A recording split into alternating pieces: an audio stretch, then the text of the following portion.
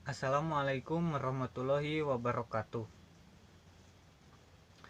Perkenalkan, nama saya Cecep Adi Buldan, kelas 7B Manajemen, NPM 17110277. Di sini saya akan mempresentasikan analisis kasus pangsa pasar. Dalam sebuah perusahaan, tentunya harus memiliki gambaran atau ukuran untuk mengetahui potensi pasar mereka. Pengertian dari pangsa pasar tersebut yaitu suatu indikator utama untuk dimiliki perusahaan untuk digunakan dalam mengukur prestasi industri atau total penjualan pasar yang diperoleh oleh perusahaan tertentu selama jangka waktu tertentu. Hal ini juga berfungsi untuk mengukur kinerja perusahaan dengan kompetitor atau pesaing yang ada. Selanjutnya, pangsa pasar. Dengan memperhitungkan pangsa pasar yang ada, maka investor dan analisis dapat memonitor kenaikan dan penurunan pangsa pasar secara hati-hati, karena ini dapat menjadi pertanda daya saing yang relatif produk atau layanan perusahaan. Sebuah perusahaan yang sedang mengembangkan pangsa pasarnya akan membutuhkan pendapatan yang lebih cepat daripada pesaingnya.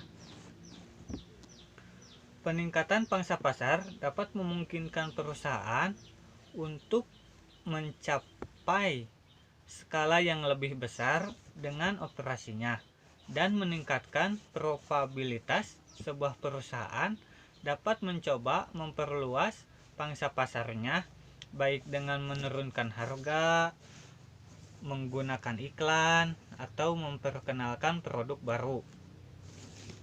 Selain itu, ia juga dapat menumbuhkan ukuran-ukuran pasarnya dengan menaikkan audiens dan demografi lainnya. Selanjutnya, contoh dari pangsa pasar. Semua perusahaan multinasional mengukur kesuksesan berdasarkan pangsa pasar tertentu. Cina telah menjadi pasar yang penting bagi perusahaan karena masih merupakan pasar yang berkembang pesat untuk banyak produk. Apple misalnya menggunakan nomor pasarnya di Cina sebagai indikator kinerja utama untuk pertumbuhan bisnisnya.